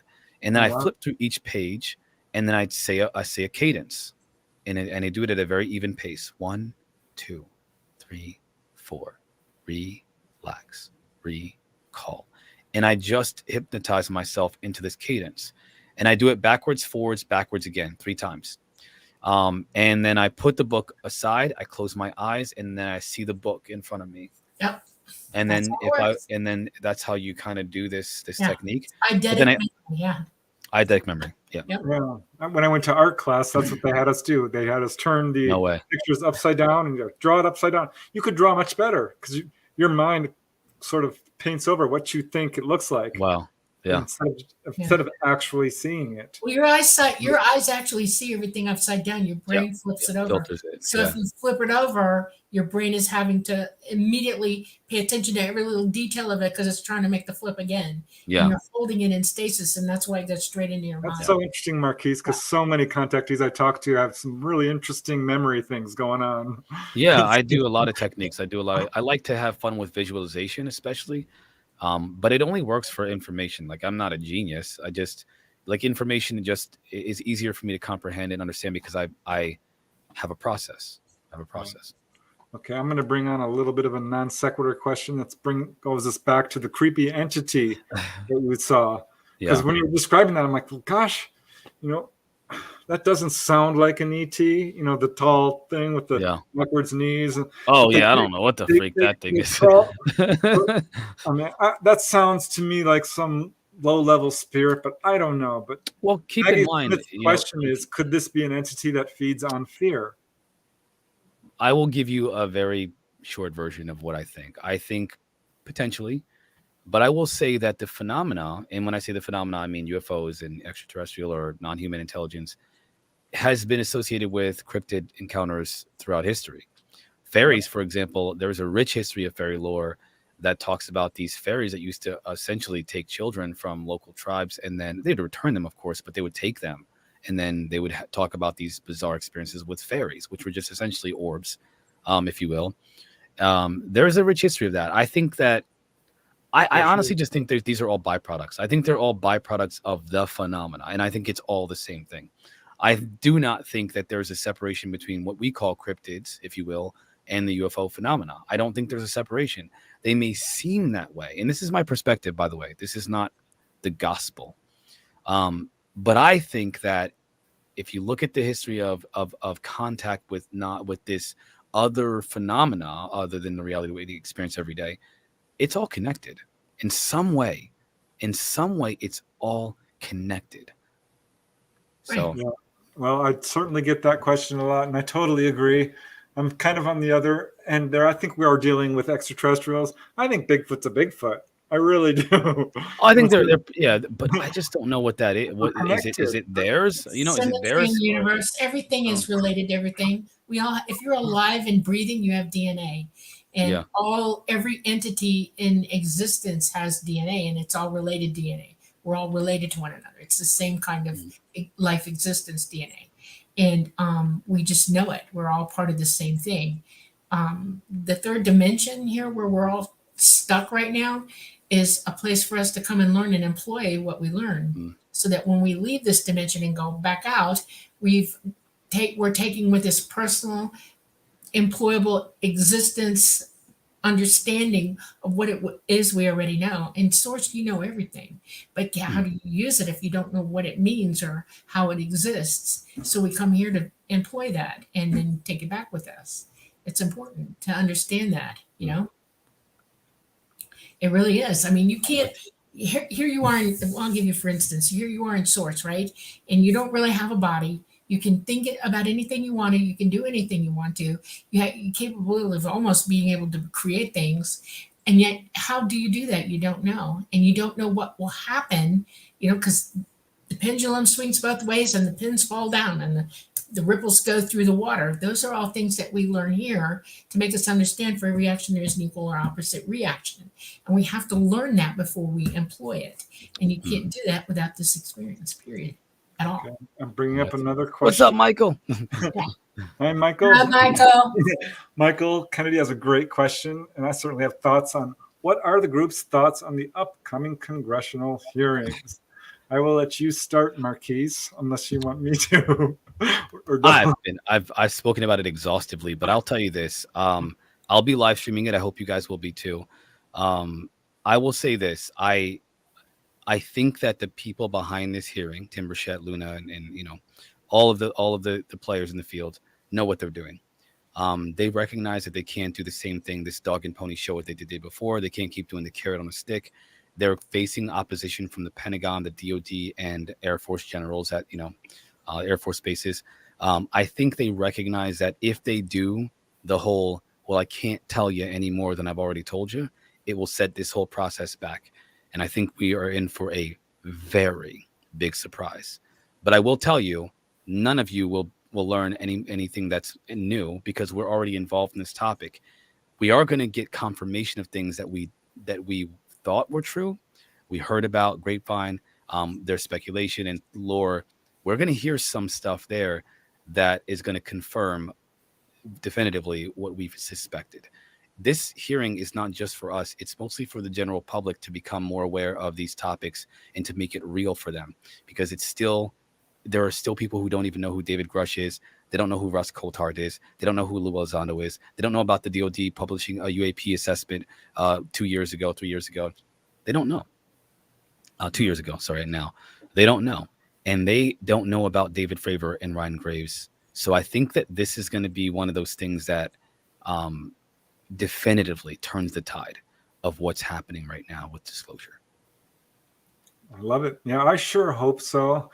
But having been in this field for 35 plus years, I'm a little jaded because it's been Yeah. only recently there's been any movement at all. And when that Pentagon, there was that first congressional hearing, and they're like, "Have you ever shot at UFOs?" And they both said, Moultrie and Daley said, "Oh no, we've never shot them." Well, that was a lie. It was a lie. Or a Blatant. flat out lie. And do you know about Malmstrom? No, we have no Huh? report. What's that? What is Malmstrom? So Yeah.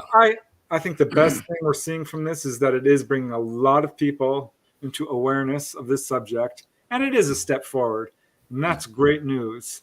So I just don't trust our government. I'm sorry, I don't. And I don't blame you. I won't say Congress so much, but the secret governments. I feel like it's all so tightly controlled, but I'm super excited to see what comes of this, and I hope that more people wake up and just say enough is enough. You really want to hear what I have to say? Do we? I want to take everybody into reality for a second, all right? They've been about this business for a long time, over 80 years. Technology is a lot more advanced than the humans know. They've back engineered quite a bit. They are understanding of factors that you are unaware of, and they know exactly who ET is. They know exactly what's going on, and they have known. They have an agenda, and you are being duped. Period. The end. This is not going to help you. It is not going to teach you anything new. It is going to be a false flag. They are walking you slowly into believing that ETs are out to get you. I want to drag you to Snowden. He's stated point blank, has the evidence, showed it. They want him dead for this reason.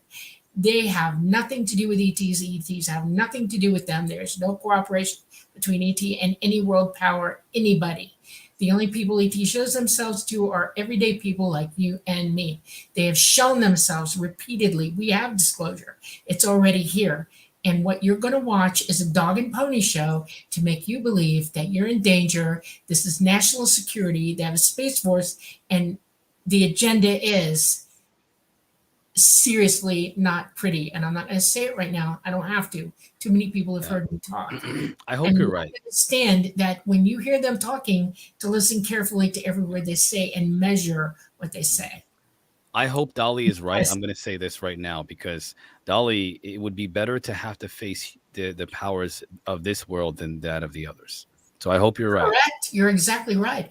And here's the other one. They are not here right now. That's why they're getting away with this right now. That's why everything is suddenly happening very rapidly. It isn't us bringing it out. It's timing bringing it out because we have serious things, ramifications happening all around us. And they now know ETs are not here for reasons. And they are amping up because now they can get away with it. We've been protected largely by ET for many, many centuries, eons even. They've been in our lives for longer than any of us know, iterationally longer. And this is their time to have at us. And I want you to remember what I said. I'll remember. Absolutely. And do your homework. Study the science of what I say is going on. It is. It's right there before you. Please don't blind yourself to it.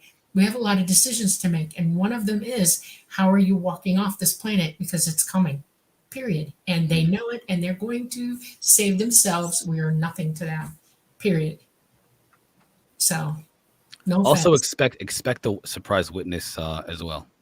Yeah, I know they have. I know. Okay. Yeah, sure. Mark my words. I'm not as jaded as you guys are. Just so I'm so glad that like I came in at this time because I wonder how I would feel if I've been doing this for like as long as you two have, and then this is going. It's like it's all about national security. Yeah. They're going to consider ETs dangerous, deadly, and a national security threat to everybody, to our airways, everything. False flag is a big buzz in this field right now. We're going to see it, I think. I hope you guys are right. Yeah, as Red Peanut says, we have kickback UFOs. How much is them and how much is the ETs? That's an important thing that we need to consider. Yeah. There was a comment made recently. I rewatched this documentary where there was like Ralph Blumenthal and Stan Friedman and all. They were kind of mentioning how there's them, there's us pretending to be them, and there's them pretending to be us, pretending to be them. How do you make sense of it, right? It's No, like, you oh my don't. gosh, No, it's insane. It's insane. Intuition. Right? We all have real chances on our side right now. If we all just stick together and work this out and just let the powers to be that know that it doesn't matter what's going on or what's happening all around us. We're facing things that we should work together for. That's what we should be pushing them to go Yeah, for. Okay, 100%. period. That is the most important thing we could all be doing as far as the government. And every time you run to their bandstand and sit there and trapped by what they're saying, you're not thinking that and you're not doing that. And it should be, this is our number one goal in life right now. Sustainability, making our lives okay, understanding what's coming. Don't die stupid. I'm not kidding. You know, That's awesome. just don't. I love it. Okay, we're wrapping up for the last 5 or 10 minutes here, so I'm gonna pop a few more questions in if I can. And here's an interesting one from Jay Yarbrough Music. Question to the panel: does it feel that those with higher ascension, those with ego naturally under control of allowing kindness, may be less likely to have ET experiences? I'm going to say no. Yeah, look at me, guys. Come on. Well, I'm a pretty to be honest, I'm a very soft man. Like most people would say, this is going to sound, again, I'm going to sound like an a-hole. There's a new word nowadays. I think it's called Sigma, right? It's the kind of person, it's the kind of usually male figure who they're not alphas. Alphas are like dominant. They take control. They control the situation. Sigmas are more the guys that just know. They don't have to be alphas. They have a control and understanding of their power and their ability, and they're very confident in themselves. I'm Sigma in a way that I don't impose. I just allow myself to be known as what I am. And I also care deeply about people. I'm a very, very soft, sensitive guy. So, and I don't have the positive, Dolly and Preston have a much more positive outlook on the phenomena than I do. Guys, I am on the completely far other spectrum of this. I think that what you guys are talking about is real. I just think there's another aspect that's just as real, but very concerning. And yet, again, I have experiences. So obviously that's not an exclusive club where only the nice people that are ascended have the experiences. I'm a fear-driven guy, and I've had experiences. Yeah. Well, one thing I have noticed, if I may, Dolly, is that contactees are incredibly nice people. They just are. And people who are open to contact, people who this is a pattern I've noticed. People who are, let's see, doctors, nurses, inventors, musicians, people who are teachers, writers, people who are trying to help humanity. Those are the ones ETs are often reaching out to. It's ironic. It's ironic. No. Yeah. My nature is, I was bred to be this way. My nature has literally been for centuries bred up to get to where I'm at right now. Okay. And one of the things is that I'm number one protective of humanity. Okay. I don't think that any of us should suffer. I don't think any of us should be maimed, hurt, or otherwise. And I'll protect you against anything like that. I will come in swinging. I'm not kidding you. What the problem with that is this, and this is what ET had to curb in me a little bit, is that I have to consider that we all have a choice on how we make our lives. And there are people who are here roaring and acting like egg clams, like what? Well, I'm not going to say the other word, okay? Yeah. Not pretty. Anyway, and I can't do anything about what they're doing. The only time I will protect is if you come after me or somebody that I love or somebody I'm near and they need protecting, I will immediately act. And I'm not going to try to kill you or anything, but I will make you understand that what you're doing is not acceptable and you're going to stop now, one way or the other. And I leave no bones about it. And that's my natural intent. I want you to understand this, ETs are the same way. And whether you realize it or not, they've been protecting a lot of us for a long time. I will give you Maelstrom as number one. Maelstrom made a huge show of that to make sure that the powers that be here understand that what they're doing is wrong, and they will shut them down if they have to.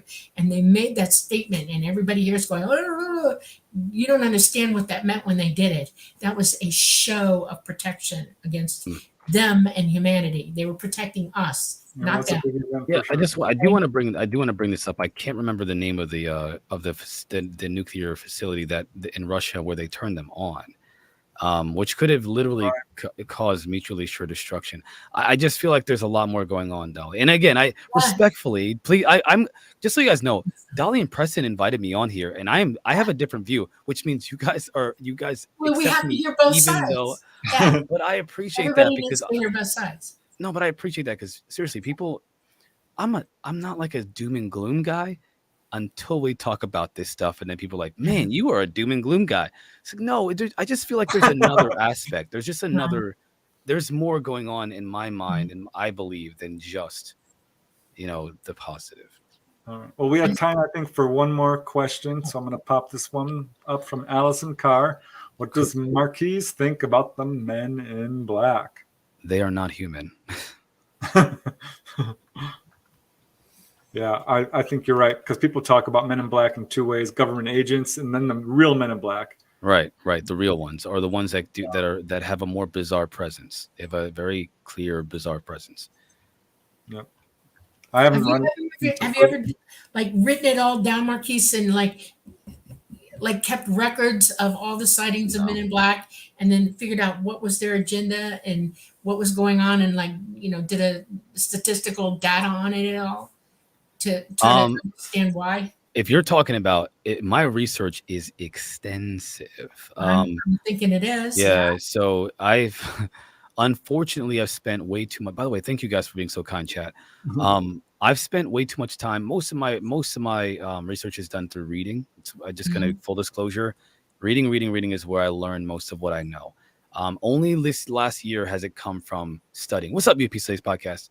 Only has it been through the conversations lately this year that I've learned from people, which has, by the way, expanded my perspective as well. But when it comes to my notes, there's a sickening amount of information that I have. It's almost obsessive, if you will. It's obsessive. That's okay. Because I want to understand. And you're trying to figure it out. Yeah. Well, we're going to have to wrap it up. So, Marquise, do you have any social media handles or any events or anything you want people to know about? Yeah, I would say if you guys want to, the best place to check me out is on Twitch at Dimensions of Reality on Twitch. But I am also now, and by the way, this is a new thing, on YouTube as Dimensions of Reality Podcast. They are both all one word. So Twitch Dimensions of Reality, and then YouTube Dimensions of Reality Podcast. That is where you guys can hang out with me. You can chat with me. I talk to the audience. We have conversations. And by the way, my audience, they always tell me I'm wrong. So we have fun with that too, guys.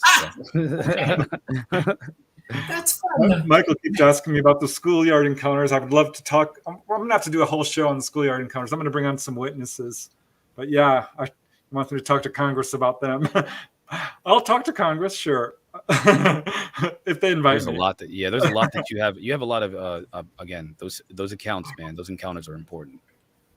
All right. Absolutely. Well, I guess we're gonna have to wind it up. Thanks so much, Marquise. You were super pleasure, awesome. It was a real pleasure. Yes, we'd like you to come back, okay? Yes. The answer is yes. Thank you, guys. Yeah. All right, Dolly, you want to take us out? Yes. Thank you all for coming to the Light Gate. We love you all. Thank you for all your comments and working with us in chat. We will be on next Monday, and Preston probably knows who's coming. I don't have it on the top of my head, but we'll see you then.